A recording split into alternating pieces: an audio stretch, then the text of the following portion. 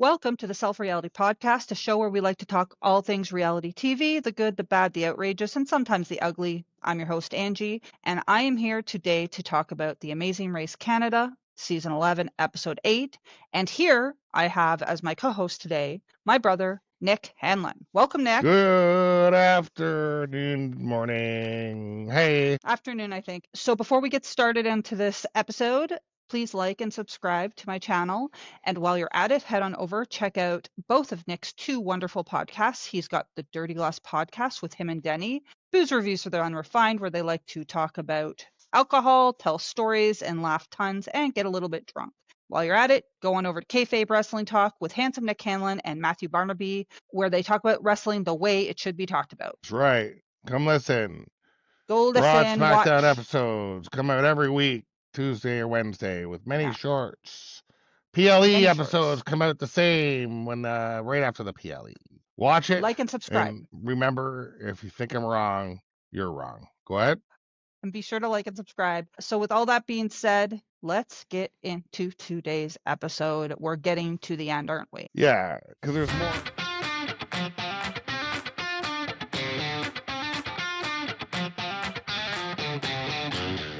Because there's more not promos, advertisements in the episode. The closer to the end you get, the more advertisements. They got to squeeze all the ads in. If you recall, last week we were still on the same leg. We were in Thousand Islands, where we didn't see hardly anything of the Thousand Islands, and they're doing the very, very heavily advertised Boost Tree Trek. Boost Tree Trek, where they all have to figure out like the nutrients, and some folks got a little bit messed up with that. I don't really understand what's going on. I know they're just running around searching for the things on top of the tree things, but it was just really chaotic.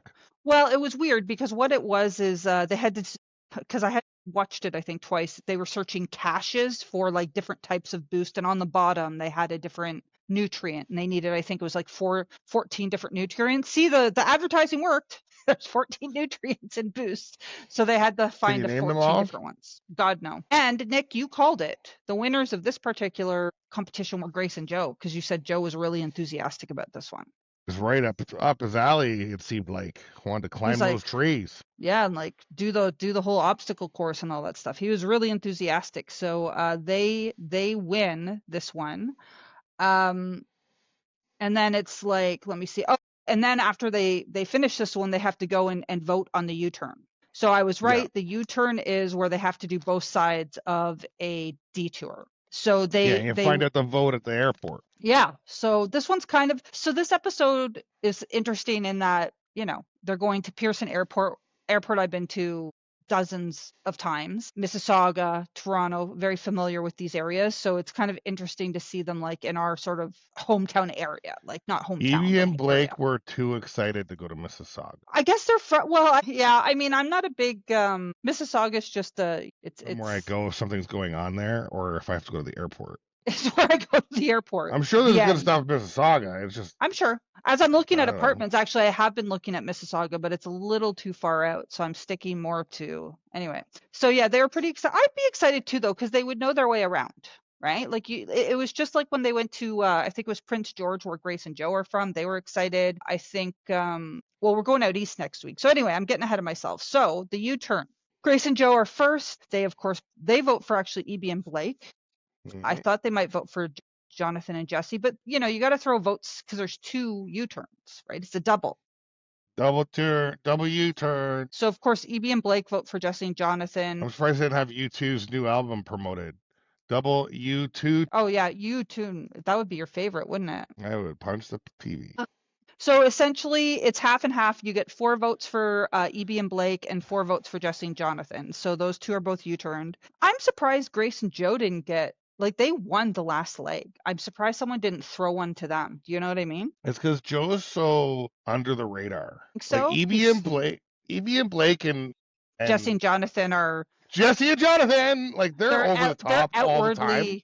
Yeah, you're right. Evie and Blake are really cocky. And then those guys are so and they're great. They're fun to watch, but they're so animated, right? Yeah. So let's Joe guy, or what's the other guy's name? Grace and Joe are quiet. Like, yeah, Joe just seems like he works there almost sometimes. He does It's like, because he's oh, so is he like a quiet. sound guy? Like he's just like got the beard. He just never really has a ton of facial expressions or a ton of things to say.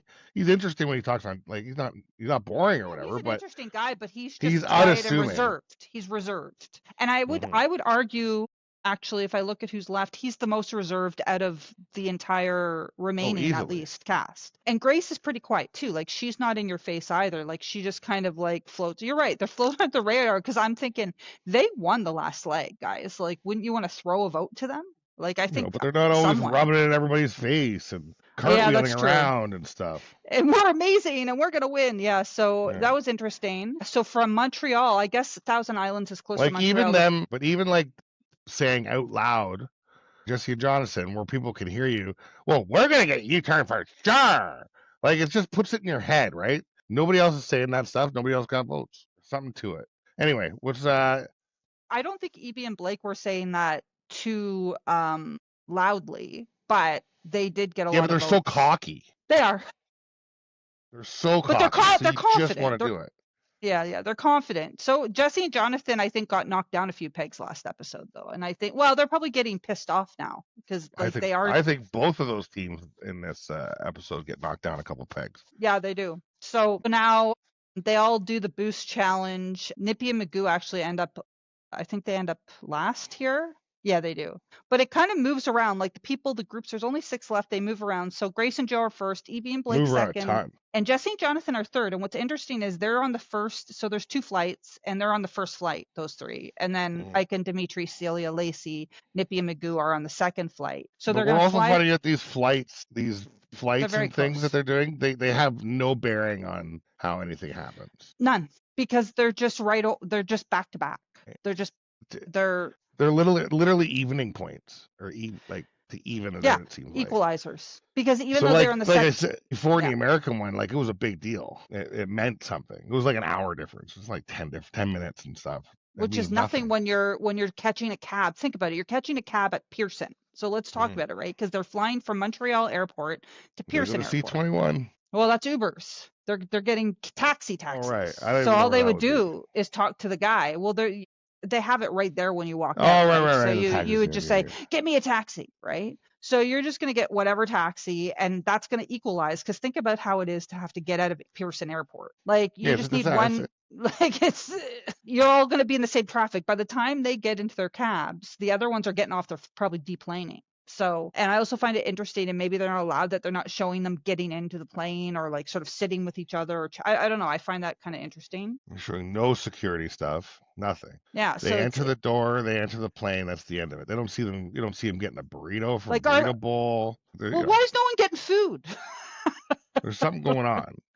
Yeah, There's and other it's things going like on they're not showing. I agree. But Pearson Airport, they go and they have to go to a lounge. They have to go to a particular lounge and do the U-turn. Like I said, it's 4 and 4. And then they have to go to middle of Mississauga, get ahead of the pack.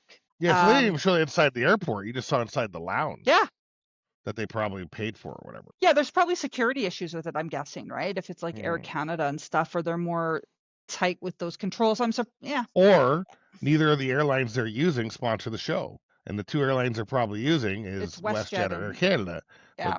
they don't have anything to do with the show, it seems like. Hmm.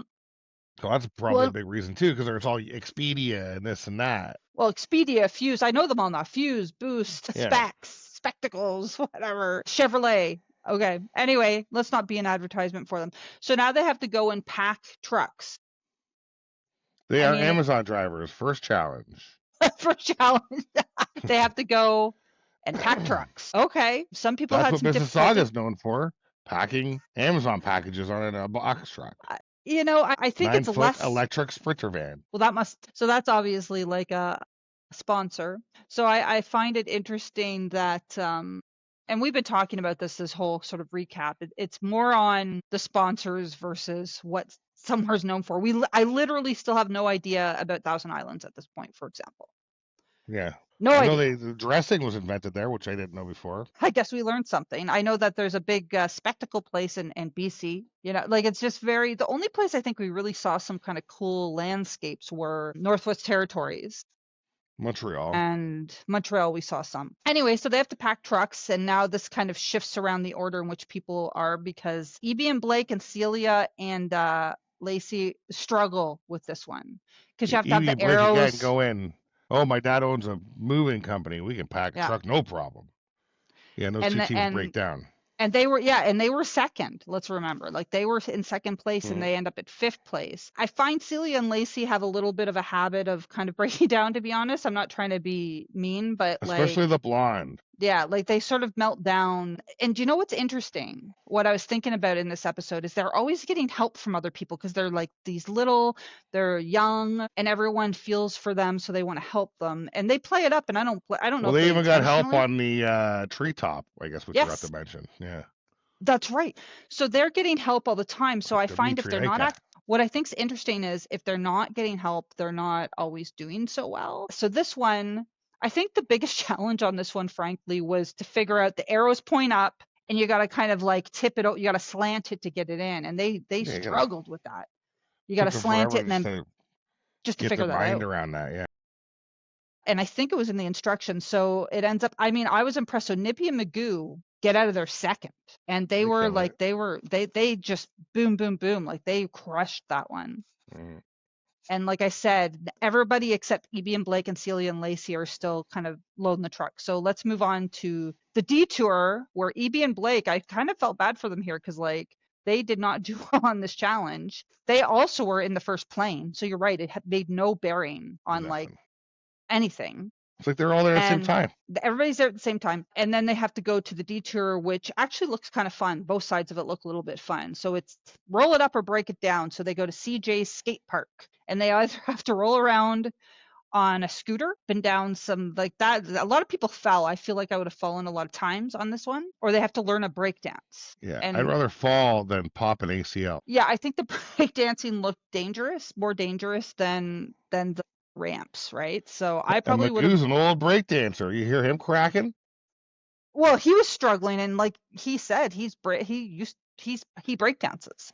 Mm. So, and but what I'm thinking as they go in there, I'm like, oh my God, Jesse and Jonathan have to do both of these, and EB and Blake have to do both of these. And no matter what way you cut it, everybody struggled on those scooters. And the only people I thought in my head when we were watching who could have done a good job and a quick job on the breakdancing was Celia and Lacey because they're dancers. And they did do it in the first try, I think. They did. They're the only ones because everybody But they else, were Nick, so did you? far back, didn't matter. Well, and they also well, no, they did okay. That you're right. They were the furthest behind, I think, of anyone throughout this whole sort of journey. Because EB and Blake thought they were last the whole time because they didn't see them when they left. That's right. So during the whole That's where thing, I they figured they're miss. last. Yeah.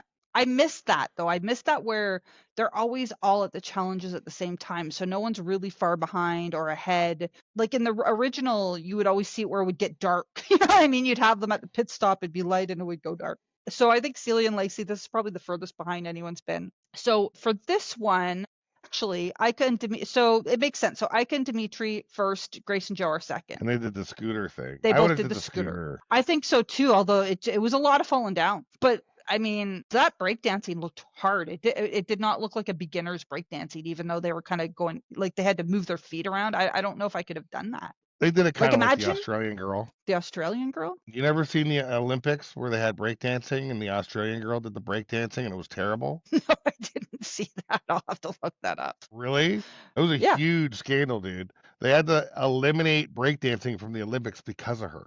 Because she had like a loophole to be able to get in. And she was so bad that it was like a Saturday Night Live skit. You wouldn't believe it when you see it that this was happening at the Olympics.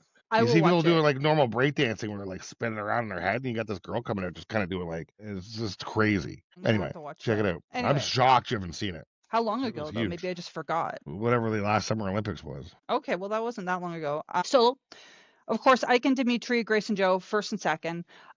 Jesse and Jonathan, well done, third place, and they had to do both sides. And Yeah, then they flew through it. They're little. they did a really good job.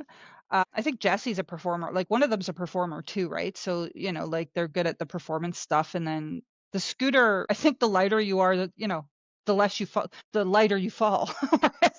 The bigger you are, the I harder need you a fall. bigger scooter, I think. They were tiny. They were Too tiny. small. But And then fifth, Evie and Blake are still fifth, and Celia and Lacey. But Celia and Lacey do make up a lot of time by hitting that one on their first try. And then we go to the roadblock. Dear God, I actually got sweaty palms watching The them building do. thing. So for the roadblock, one person, and you're right, we've talked about it before, they have to just pick before they read it. And of course, every single person who did this is scared of heights. So they have to go to these two mammoth buildings in the middle of Mississauga. Still don't understand why we didn't go into Toronto. But anyway, maybe they have to pay money to film in Toronto or something. I don't know. So they have to go from one building to another, and one's a little lower. It's like 56 stories. But at first I thought it would just be almost like rappelling, but it's physically that challenge. Take away the height. Just take I'd away like the to know height. how they rescue them. Do they just like scoot them That's backwards? That's what I'm thinking. I'm like, how do you? Because you have to do it going, I'm not going to make it. I'm not going to. Well, what happens if you don't make it? I think that's why they just finish. It's interesting. Because it's either try to finish it or you got to wait in the middle of that thing until how do they rescue you? That's what I mean. It's not like you just hop off. Because you're having to like push with your legs and your arms to go on an incline. Steep. And that was a steep, like it looks steep anyway. I don't know. In my opinion, the height would have been scary, and that adds definitely a dimension. Like I said, my palms were sweaty watching them, but I mean, it was more the physical labor of it. Like that wasn't some easy. If you look, remember they rappelled on, I think, the first episode. Yeah, you're just kind of like going down. Yeah, this is like physically you have to pull yourself across this thing. Like, oh my God. Like 2 Empire State Buildings beside each other. Like those are huge buildings. It's crazy. And like Ika's terrified of heights. Like I would argue she's the most scared of heights. I think maybe Nippy's close behind her, and she's like, I'm gonna throw up. And I'm watching going, how are you gonna, you're like a third away there or halfway there. What do you do? Like, what do you? And then Celia is crying. I actually felt for her because she's just like, her body, what I appreciated, just what made me kind of understand what they were going through is like she's like, my whole physical body was in pain. Yeah. She's the small. PEI girl? Yeah. And she did like this climbing and stuff the day before too, right? So it also depends on what you did the day before. Like if you did a bunch of the physical stuff, then you got to do that the next day and you're not used to it. Oof. This one just and so this one in first place though, and I think what pushed her was Grace got there second. She saw Grace coming, she's like, I got to get through it. So it was Ika finished first, so Ika and Dimitri, Grace and Joe, and then Jesse just hammered through it too, Jesse and Jonathan. And then they have to go to the what is it, like, what's it called? Orange. Oh my God, I can't read my writing. Air and ground service. They have to go to a place and do that's the ambulance stuff. Ambulance, thank you. Oh my God. So they have to. So anyway, I think those are the three, and then I think they kind of stay. I think it's EB and Blake. It's probably like EB and Blake, Nippy and Magoo, and then Celia and Lacey pull up the rear of that one. And then the next thing they have to do is go to this like ambulance thing where that was a creepy dummy with blinking eyes and like actual fake blood coming from its arm and leg. It was an odd challenge. Well, I guess Mississauga is known for packing trucks and building to building, and is that where the orange ambulance thing is, like is that the main? Maybe could be, because that was obviously a sponsor. This one was. I don't know if they can sponsor though. They're like it's like a government thing. I don't think they are. I don't think they're government. They for sure are. They're like air ambulance, I would assume. Okay. I Maybe. think. I don't know. They got the contract from the government for sure. Either way, yeah, look it up. Ambulance. I think it's spelled without an A. Is it? Oh, it is too. Yeah. Well, that's weird. It's still orange though. Where's Wikipedia here? Anyway, they're ambulance. Anyway, they work with the government. They have to. Yeah, of course. So ultimately, though, what they have to do is do a whole saving of a fake life, right? They get trained to tourniquet and do like the clear and the heart charging and stuff like that. Again, I'm gonna have to go and watch old school. We'll tourniquet and stop the bleeding and then get a breathing again or whatever. It was intense. First place, though, Grace and Joe, because I think they're from sort of remote community, so both of them have a lot of first aid expertise. And they don't think they're first, though. This is where they're not seeing the other players, because I think they're in like special rooms to do it. So they didn't know, but they end up coming in first place again, which is why, and they have to go to JC Saddington Park. That's the pit stop, and this is definitely an elimination round. So Grace and Joe, they're surprised to be Will be number one. eliminated. Exactly. And they win a trip to Florence and 10 grand. So that's pretty good. Ike and Dimitri, second place. Jesse and Jonathan, third. I think they can come back and get some more first place, like another first Oh, for place sure. possibly. I mean, don't you turn every episode, right? No, exactly. Nippy and Magoo come into fourth place after being last place the last episode, like almost thinking they're going to get eliminated. So that was well done. EB and Blake are fifth, so I think, they're kind of feeling the pain. And then Lacey and Celia are eliminated, despite they kind of had some catch-ups, but they just couldn't catch up enough, basically. Yeah. I mean, EB and Blake were pretty happy because they thought they were last. Well, exactly. For the longest time, Well, they thought they were last. A peg, but until well, I that think building. I think it knocks them down in terms of like, holy crap, we're at the back of the pack. So we really need to catch up. Jesse and Jonathan still come out into third with having done having the U-turn and stuff. So I don't know. This one was okay. I liked last week's a little bit better than this week's episode. I liked all the interactions with people. And this one was I was excited for them to go to Toronto. Mississauga is just buildings. Like it's a skate park and like it looked like a plaza. Like it's two big buildings central. And again, I'm not trying to dog on very little culture Mississauga. they showed. But there wasn't any, I don't know. There could be tons. Who knows? They could have showed something.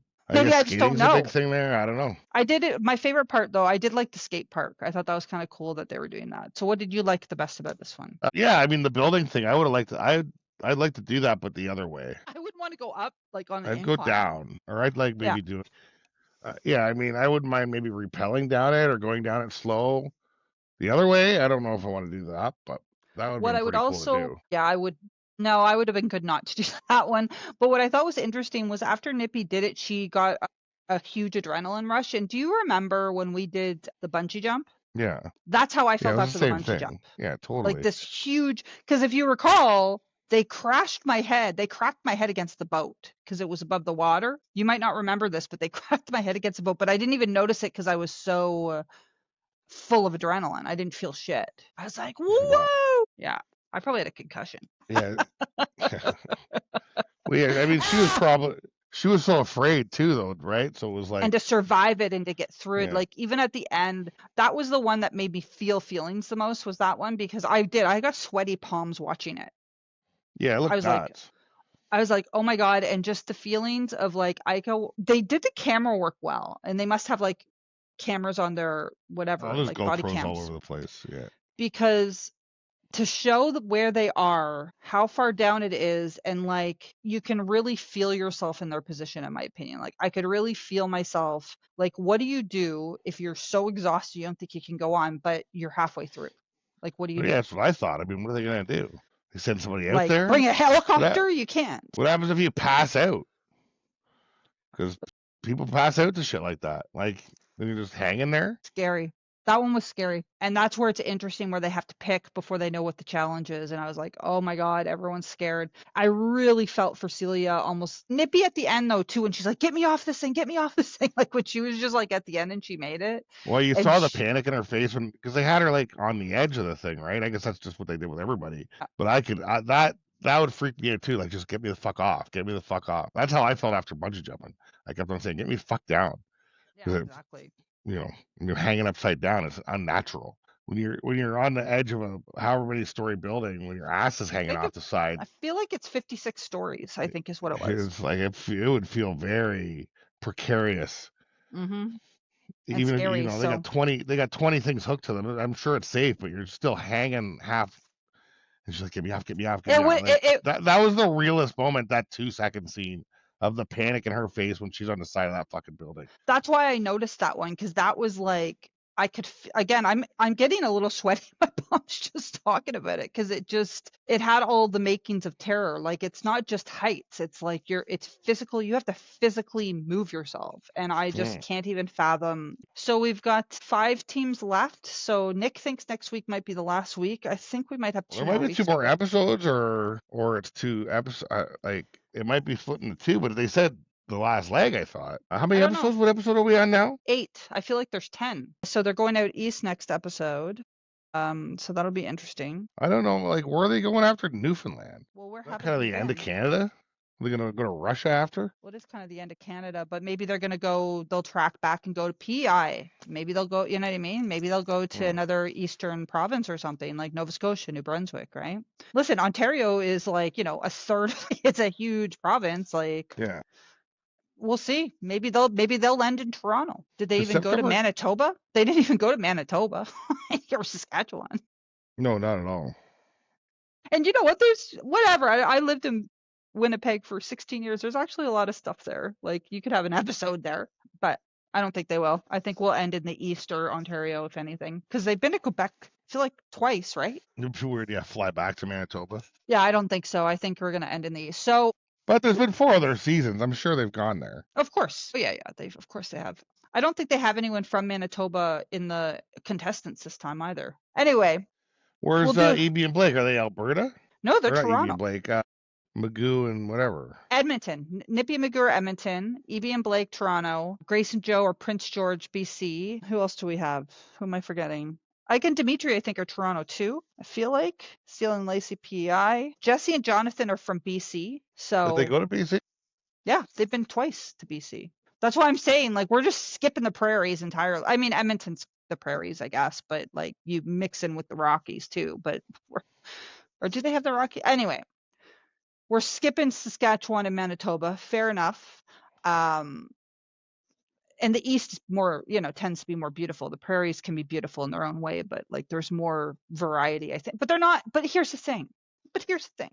They're not really showing as much of the beautiful country that is Canada as I would like to see, is what I would say. Anyway, still a good episode. Like Nick said, I think that that sort of building one was interesting from a perspective of it made me feel the fear. It was a fun episode.